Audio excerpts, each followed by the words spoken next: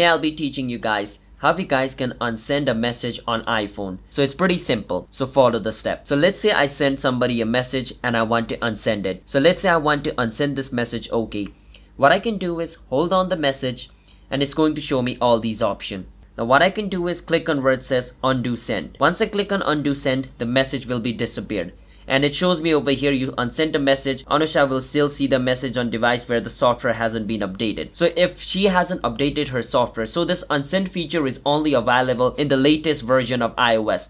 So if the other person or like the person you send the message doesn't has the latest version, then in their message it's not going to be deleted. But if they have the latest version of iMessage, then it's going to be removed from their message as well. So for this feature to work, both of you need to have the same iOS. But let's say you don't want to unsend it. What you want to do is edit it. What you can do is hold on the message. Once you hold on the message, you can click on edit. And without unsending the message, you can edit it just like this.